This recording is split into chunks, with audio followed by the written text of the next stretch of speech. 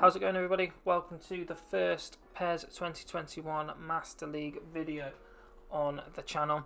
And as you can tell by the title, we are starting off with Steven Gerrard taking the reins at Leicester City.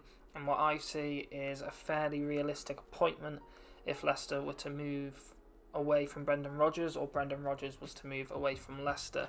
And that's the whole point in choosing Gerrard, is I want to keep this save as realistic as I can. On the screen you can see we're just setting up the save, keeping everything on normal to start with. I was toying between starting on Superstar or Top Player, but as this is my first Master League of the year, I'm going to start on Top Player, see how we go, and then possibly move it up to Superstar from there. Once we get into the save, I'll talk you through the squad, players I'm looking to move out, a couple of names I'm looking to bring in. But Leicester City have a really good team. I don't see them necessarily have a very strong squad past the 1 to 11. They've got a few options, but what I want to do is just make the squad very strong so we can compete even if we had a few players out. But we'll get into that in a second. On the screen you'll just see the normal intro stuff, Steven Gerrard getting introduced to all the players. So I'll just talk you through a few of the reasonings behind choosing Leicester. I wanted to choose a team that could compete in the Premier League, and with Leicester I feel we can compete for a Champions League spot, which is probably something they're looking to do in real life as well. Like I said earlier, they've got a good team but can also be strengthened in order to compete for what I said, to get into the Champions League. So yeah, I'm looking forward to getting this Master League started. Get the transfer window through, get our first games under the belt. If the images on screen look a little bit skippy or not the best quality, that's because the first episode or two will be recorded just with PS4 game capture, as I still wait for my Elgato to get delivered. So you'll have to deal with a little bit of a poorer quality for now. As we look on the screen, we see the typical board meeting you get with every Master League start. I'm just going to say we're looking to qualify for the Champions League because that's what we're looking to do, and I think if we strengthen the squad like we want to, we should have no problem trying to compete for that third or fourth spot. The title is probably out of reach for the first season, but just remember this is Leicester City. If you look back a few years ago, no one would have thought they'd have won the title then, so who knows. So normal questions, we're just going to look to strike a good balance and put on a show. That's what we want to do. We want to play good football, compete, try and do the best we can with this squad. Right, so we'll quickly go through the squad and I'll show who I'm going to look to allow to leave the club. If we look at the keeper situation, Schmeichel will be first choice, Ward is the backup, we don't need three, so Jakubovic will be allowed to go. If we look into the defence, Evans and Soyuncu are going to be first choice. We've got Fofana as a young option. As controversial as it might be, I'm going to allow club captain Wes Morgan to leave. As you can see, he's on the steady decline. We might as well try and get a bit of money in for him while we can.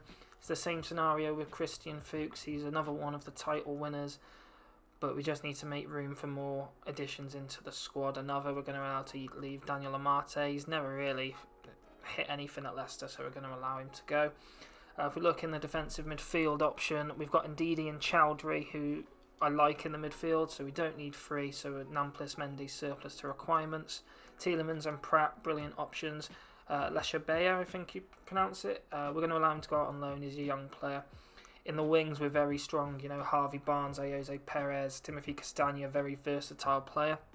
But that does mean that Mark Brighton is another one of the title winners that are left, who's on a steady decline. He's on the wrong side of 30, so we're going to allow him to leave while we can get a bit of value for him. Probably another controversial one, Damari Gray. He might still be a young player, but I want to try and get a bit of cash in from while we can. He's on good wages, and if you look, we haven't got much of a salary budget at the moment, so we need to improve that. Another young player, Fitzhugh, going to allow him to leave on loan. Cenk Under is a nice player we have on loan from Roma. He'll be in the first team. Jamie Vardy, as always, he's going to be the main man up top.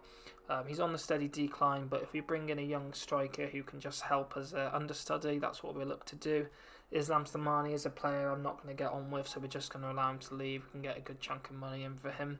And Kelechi Iheanacho, I'm going to give him a chance. If we get an offer for him, I may consider it, but as it stands, I'm going to look to have him as part of the squad to start with. Now when we're looking at players who to bring in, I've got a 6-man shortlist Ideally, I'd like to bring in all of these players, but as you can see, the salary budget is a bit worse for wear at the start, so we're going to have to wait for some players to leave before we can bring them in. First name on the shortlist is Ayer from Celtic. He's one I definitely want to get through the door. He's a young 22-year-old centre-back, 76 rated. His graph shows that he's already on the up potential-wise. He only commands a £4.2 million release fee, which is great value for money on low wages, so he seems like a no-brainer to come in as a backup along with Fofana. Looking at the left-back option, Leicester never really replaced Ben Chilwell in the summer. You know, they've got players who can play there. Castagna, Justin, Ricardo Pereira can all play there.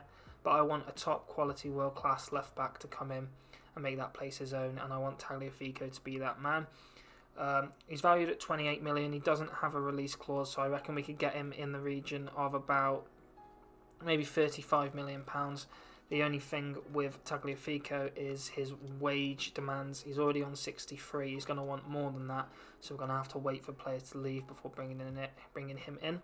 A great storyline for me is going to be bringing Emre Can to the club. You know, he played with GERRARD in the centre midfield at Liverpool, and I want to reunite them at Leicester.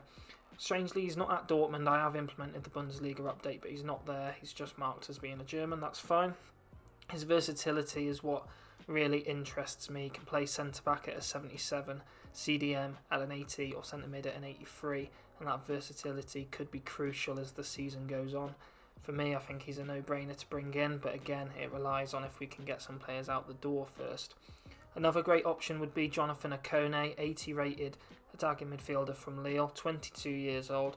He's one of those left-footed cams that I do like. A left-footed cam on PES. Can play anywhere across that front line, which again, like Chan, offers us great versatility. He's a fairly cheap option, and he would just offer a lot of good quality in the strength and depth of our squad, so he's one I definitely want to bring in, again, if we can get some money through. A good young addition would be Adam Hlojek of Sparta Prague. He's a very young player, 18 years old, 73 rated. He's now got his proper game face on PES, which is always a plus. He could just be a nice, cheap option on the left-hand side. We can nurture him. He's a real talent, and he can just come in, play a few games in the Cup, maybe, and just we can try and turn him into a bit of a superstar of the save. And the last is João Pedro, striker for Watford, obviously. Again, real game face, brilliant plus for me, that is. He can just come in and add a bit of quality to the striking options, compete with Iheanacho for when Vardy needs to come out of the team, and I just think he can produce the goods for us this year. So getting into the first transfer offer we received was for Christian Fuchs. It was a little under his value for him to go back to Germany, to Leverkusen, but we just allowed him to leave. He was on a significant wage at 27k, so we allowed him out. Fitzhugh then completes a loan move to Brentford, and fine with that, get him some game time. We had a first bid rejected for Nicola Tagliafico. I thought the issue was with the player, but looking back it was with the offer that we gave. Leeds came in for Amate. In my opinion, it was way below value, so we asked for 2.4 and we'll wait and see what they say. And then they come back in and they say 2.1, so I just accept it because Amate is going to get no play time under us here. Again, we had a second bid rejected for Tagliafico. This is when I realised the issue was with the transfer fee rather than the wages we were offering. We received more offers this time. An offer from Lyon for Mendy, a fairly realistic transfer. Again, it came in way undervalued, so we asked for a little bit more money. Alessio Bayer goes out on loan to Brazil, I believe he went to in the end. And then we received an offer from Demarai Gray from Bournemouth in the Championship.